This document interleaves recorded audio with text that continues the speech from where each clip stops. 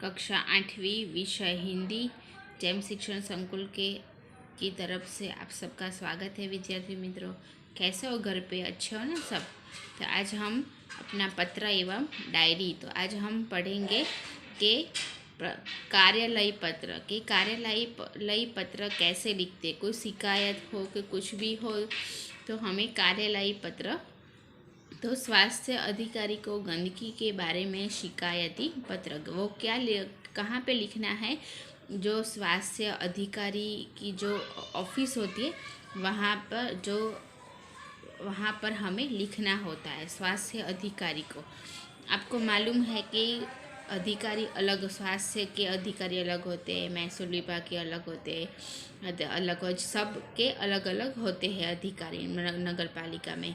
तो 20 मई सेवा में स्वास्थ्य अधिकारी म्यूनसिपलिटी बड़ोदरा मान्यवर गंदगी के बारे में बताते हैं। बहुत सारी गंदगी है, तो गंदगी जो साफ़ नहीं करते तो क्या होता है, उसके वजह से बीमारियां होती है। तो साफ़ करने नहीं आते नगर पालिका में से, तो गंदगी बहुत हो जाती है, तो वो शिकायत करते हैं। तो सुनिए, सभी नई निवेदन है कि मैं गायत्री मोहल्ले में रहता हूँ। यह मोहल्ला पिछले कई दिनों से ठीक साफ नहीं हुआ है। आजकल शादी का मौसम है, रास्ते पर गंदगी फैली है। पास की कोठी यानी कि डस्टबिन में सब जूठन डालते हैं। बदबू के कारण पिछले 2 दिन से तो यह हाल हो गया है कि वहाँ आना जाना भी मुश्किल हो गया है। आने जाने वाले सभी लोग परेशान हो रहे हैं। यह गंदगी को शीघ्र न हटाया गया तो मोहल्ले भर में बीमारी फैल जाने का डर है। तो आशा है कि आप शीघ्र ही उसे हटाने की व्यवस्था करें। तो સાંભળો, તો શું કહે છે કે ત્યાંનો જે એક રહીશ એને કે ત્યાંનો જે વ્યક્તિ છે એ શું કરે છે, સ્વાસ્થ્ય અધિકારીની અંદર ત્યાં પત્ર લખે છે કે આવી રીતે ગંદકી બહુ જ થાય છે, કોઈ સાફ કરવા નથી આવતું, લગ્નની સિઝન છે કે ત્યાંથી વ્યક્તિઓને આવવા જવાનું પણ મુશ્કેલ થઈ રહે છે। જો ગંદકી સાફ નહીં કરવામાં આવે તો મોટો રોગ થવાની પણ સંભાવના ना रहसे। तो विद्यार्थी मित्रों, हमको आज ये शिकायती पत्र कैसे लिखते हैं उसके बारे में सीखना है। तो विद्यार्थी मित्रों, जो रईस है वो लिखता है कि मैं यहाँ पे रहता हूँ। आपको पत्र लिखना है तो पहले बताना पड़ता है कि आप सोसाइटी में, फ्लैट में, अपार्टमेंट में कहाँ रहते हो, कौन से विस्तार में रहते हो, वो आपको पहले बताना पड़ता है। तो वो बताता है कि मैं गायत्री मोहल्ले में रहता हूँ, कई दिनों से नगर पालिका वाले साफ करने नहीं आते, तो और शादी का भी मौसम है तो गंदगी बहुत है। तो डस्टबिन में भी सब लोग, आपको मालूम है कि अभी तो डस्टबिन में सूखा कचरा और गीला कचरा, तो दोनों को अलग अलग हम डालते हैं। तो सब लोग एक ही डस्टबिन में सूखा और गीला दोनों कचरे डालते हैं, तो बहुत सी बदबू आती है। तो आने जाने वाले लोग जो होते हैं वो परेशान हो जाते हैं। यदि गंदगी को नहीं हटाया गया तो बीमारी फैलने की संभावना रहती है। तो ऐसे वो अपनी शिकायत लिखता है स्वास्थ्य अधिकारी को कार्यालय में। तो वो आशा रखता है कि आप जल्दी आओ, आप शीघ्र ही उसको हटाने की व्यवस्था करो। आपका विनम्र सेवक सुरेश भाई परमार, गायत्री मोहल्ला, बड़ोदरा। तो ऐसे शिकायती पत्र लिखता है। उसके बाद में व्यावसायिक पत्र आता है। तो व्यावसायिक पत्र ये में क्या बताया गया है कि पुस्तकें भेजने के लिए पुस्तक विक्रेता को पत्र लिखिए। पुस्तक को चाहिए ना, तो कौन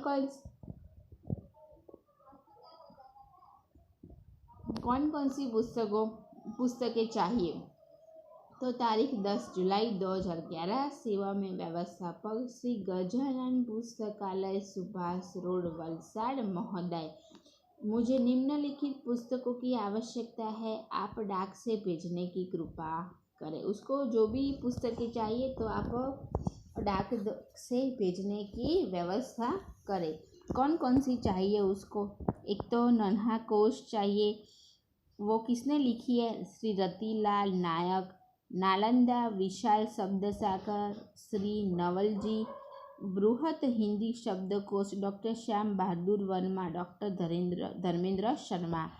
और चौथा है साहित्यिक मुहावरा लोकोगीत कोश हरिवंश राय शर्मा। और उपयुक्त जो पुस्तक है उसमें से कमीशन काटकर शीघ्र ही VPP यानी कि वैल्यू पेएबल पोस्ट से भेजे। वो जो पुस्तक चाहिए उसके नाम और उसके लेखक के साथ में लिख दी गई है। तो भवदीप प्रीति शाह, शांति भवन, MG रोड, राजकोट। ऐसा आपका व्यावसायिक पत्र था। उसके बारे में बाद में आता है डायरी का आप क्या उपयोग करते हैं। पहले तो समझो डायरी का उपयोग क्या करते हैं। डायरी हम किस लिए रखते हैं विद्यार्थी मित्रों? डायरी हम अपनी जो अपने पास रखते हैं उसके अंदर जो हम लिखते हैं वो हम डायरी संभालते हैं। तो कितने साल जाए तो भी हम डायरी फिर से खोले तो भी हम लिखा हुआ पढ़ सकते हैं। डायरी शब्द अंग्रेजी भाषा का है। डायरी के लिए हिंदी में दैनिकी आदि शब्द का प्रयोग किया जाता है। कई लोग होते हैं ना जो घूमने जाते हैं, कई जगह देखते हैं तो डायरी में लिखते हैं। उसको लिखने का शौक़ होता है, क्या देखा। और 5 साल या 10 साल के बाद फिर से डायरी खोल कर देखो तो हमें वो सब या हमें कुछ याद हो ना हो पर डायरी में लिखा हो तो पढ़ के भी हमें याद आ जाता है। कोई लोग अपने जीवन की डायरी लिखता है, अपने जीवन में जो भी होता है वो सब कुछ लिखने का किसी को शौक़ भी होता है। तो डायरी में निजी जीवन में प्रतिदिन घटित घटनाओं का लेखा जोखा रखा जाता है। डायरी को पढ़ने में किसी व्यक्ति के जीवन की घटना, कार्य, तथ्यों की जानकारी प्राप्त होती है। तो क्या होता है डायरी में कोई व्यक्ति की घटना उसके साथ अपने मन में ही उठी प्रतिक्रिया को अभिव्यक्ति भी अंकित करता है। इसलिए डायरी प्रतिदिन कोई डायरी हर दिन लिखता है, कोई साप्ताहिक लिखता है, पाक्षिक अथवा तो मासिक भी लिखी जा सकती है। तो डायरी लेखन की क्या विशेषता है? डायरी लेखन की यह विशेषता है, सुनिए। डायरी लेखन में क्रमबद्धता। डायरी जो होती है ना उसके हर पेज पर नंबर लिखा होता है, उसकी डेट लिखी होती है, कौन सा डे है वो लिखा होता है, सब कुछ होता है। उसमें लिखा गया विवरण संक्षिप्त या सारगर्भित तथा वास्तविक हो। डायरी लेखन में स्थान, तिथि, घटना का तथ्य का स्पष्ट रूप से उल्लेख होना चाहिए। डायरी लेखन करते समय आलोचना, टीका, टिप्पणी, बनावटीपन, काल्पनिकता, चित्रात्मकता, अनावश्यक विस्तार से बचना चाहिए। तो ये उसकी विशेषता है। अब उसके लाभ। तो डायरी लेखन में क्या लाभ होते हैं? डायरी लेखन में जीवन में घटी घटनाओं की जानकारी प्राप्त होती है। डायरी में तथ्यों का उल्लेख रहता है। जो सही होता है ना हम वो ही लिखते हैं डायरी में। वो जिंदगी भर हमें जीवन में व्यक्ति और जो भी दिन भर जो भी अच्छा काम करता है, बुरा काम करता है, वो भी सबका उल्लेख भी रहता है। और इससे स्नेह बुराइयों से बचा जा सकता है। डायरी एक ऐसा दस्तावेज है कि हम उसे पढ़कर किसी व्यक्ति के जीवन के पिछले अनुभव तथा घटनाओं की जानकारी और वह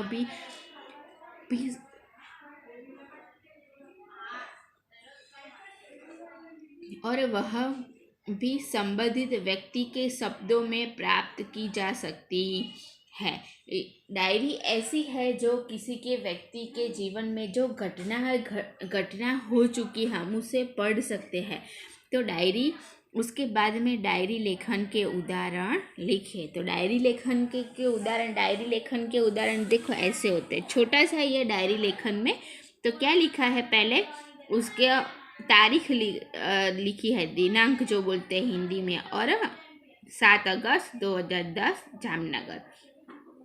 अपने नए विद्यालय में पहले दिन की घटना, એટલે यानी कि हम स्कूल में जाते हैं विद्यालय में, तो हमारा पहला दिन कैसा गया, हमने क्या किया, वो सब कुछ डायरी में लिखना। कई लोग होते हैं ना, अपने सुबह उठते हैं तो रात के सो जाते हैं, तब तक वो क्या क्या कार्य करते हैं वो सब की क्या करते हैं, वो लिखते हैं। तो ऐसे अपने नए विद्यालय में पहले दिन में जो भी होता है वो सब अपनी डायरी में लिखते हैं। तो क्या लिखा है देखिए। आज नए विद्यालय में मेरा पहला दिन था। मन में विभिन्न प्रकार के विचार की उथल पाथल चल रही थी। अनेक अनजानी आशंकाएं अनायास ही मुझे डरा रही थी। हम जहाँ भी जाए और हमारा नया पहला दिन हो न हो और हमारे लिए वो जगह भी नहीं हो, तो हमें मन में क्या होता है, कई तरह के विचार आते हैं, मन में अनेक तरह की आशंकाएं होती है। तो 9 बजे पिता के साथ मैं अपने नए विद्यालय आदर्श मंदिर में पहुंचा। यानी कि 9 बजे એટલે કે 9 વાગે એના પિતાજી જોડે આદર્શ વિદ્યાલય જે હોય છે ત્યાં જાય છે। प्रधानाचार्य कक्षा में जाने पर उन्होंने मुझे कुछ प्रश्न किए जिनके मैंने उत्तर दे दिए। એટલે કે ક્લાસમાં જાય છે ને પછી શું કરે છે, શિક્ષક પ્રશ્ન પૂછે છે, એના જવાબ આપે છે। मैंने उत्तरों से वे संतुष्ट नजर आए, એટલે કે મેં પ્રશ્નોના જવાબ આપ્યા તેમને શું લાગે છે, સંતુષ્ટ એટલે કે સંતોષ થાય છે। उन्होंने मुझे प्रवेश के लिए निर्धारित फॉर्म दे दिया, એટલે એમને શું કર્યું, પ્રવેશ માટે એને ફોર્મ આપ્યું। આપણે કોઈ પણ જગ્યાએ પ્રવેશ લેવાનો હોય તો પહેલાં ફોર્મ ફિલઅપ કરવું, એટલે કે ફોર્મ ભરીને આપવું પડે છે। મન કો રાહત મિલી, એટલે એના મનને થોડી શાંતિ થાય છે। थोड़े ही देर में शुक्ल आदि जमा करवाने के बाद में मैं अपनी कक्षा में पहुंच गया, એટલે કે થોડીક જ વારમાં ફોર્મ જમા કરાવીને પછી એ શું કરે છે, એના ક્લાસમાં જતો રહે છે। अपने नए दोस्त अध्यापक और आचार्य से मिलकर ऐसा नहीं लगा कि नए विद्यालय में आया हूँ, એટલે કે છે કે હું મારા શિક્ષકોને ને વિદ્યાર્થી મિત્રોને બધાને મળ્યો અને પછી મને એવું ના લાગ્યું કે હું આજે કે વિદ્યાલયમાં આવ્યો છું પહેલી વખત। એટલે કે છે કે કોઈ પણ જગ્યાએ ગયા હોય ને તમને એનો અનુભવ કેવો રહે છે, તમારે એનું ડાયરીમાં વર્ણન કરવાનું છે, એ તમને અહીંયા સમજાવે છે। તમે एना पछी आवे छे वार्षिक परीक्षा के एक दिन पूर्व के अनुभव की डायरी में लिखे। वार्षिक परीक्षा में वार्षिक परीक्षा के एक दिन पूर्व એટલે કે વાર્ષિક પરીક્ષા હોય એના આગળનો દિવસનો તમને કેવો અનુભવ હોય છે તમારે લખવાનો હોય છે। હવે વાર્ષિક પરીક્ષા હોય ને 10માની 12માની કે બરાબર ગમે તે, તો એના આગળના દિવસે તમને કેવો અનુભવ થયો છે, બરાબર। 10મો 12માની વાર્ષિક પરીક્ષા હોય ને તો ઘરે બધા આપણને બેસ્ટ ઓફ લક કહેવા આવતા હોય, બધા એમ કહેતા હોય, સાંત્વના આપતા હોય કે શાંતિથી વિચારીને બરાબર સારું પેપર લખજો, એવું બધું કહેતા હોય આપણને, બરાબર। તો શું કહે છે કે 5 अप्रैल 2012 राजकोट। तो कल वार्षिक परीक्षा का पहला दिन है। रात्रि के 1 बज गए परंतु नींद नहीं आ रही। घણા વિદ્યાર્થી મિત્રો એવા હોય કે પરીક્ષાનું ટેન્શન હોય તો ઊંઘ પણ ના આવે અને ખાવાનું પણ ભાવતું નથી હોતું ઘણા વિદ્યાર્થી મિત્રોને। તો કહે છે કે પરીક્ષાના આગળના દિવસે રાત્રે 1 વાગ્યા પરંતુ ઊંઘ આવતી ન હતી। कल विज्ञान और टेक्नोलॉजी की विषय की परीक्षा, એટલે કે છે કે આવતીકાલે વિજ્ઞાન ટેકનોલોજીના विषयनी परीक्षा है। यद्यपि सब कुछ दोहरा लिया है तथापि मन में अजीब सा भय है, એટલે કે છે કે બધું વાંચી લીધું છે, રિવિઝન થઈ ગયું છે, તો પણ મનમાં એક બીક જેવું છે, બરાબર।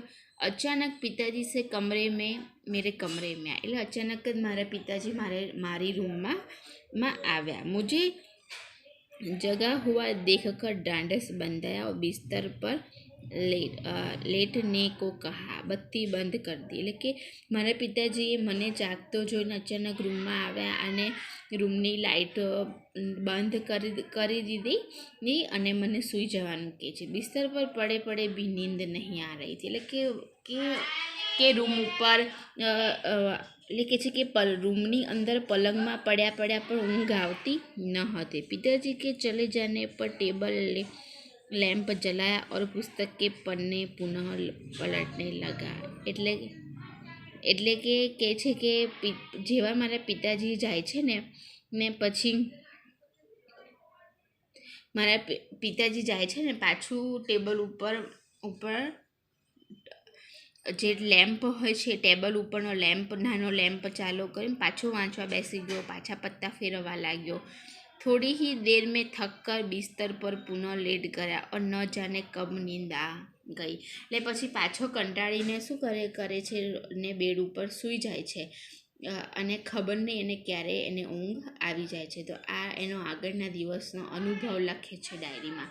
तो विद्यार्थी मित्रों, अब नेक्स्ट लेक्चर में हम क्या करेंगे, उसका जो स्वाध्याय है वो मैं आपको बता दूंगी।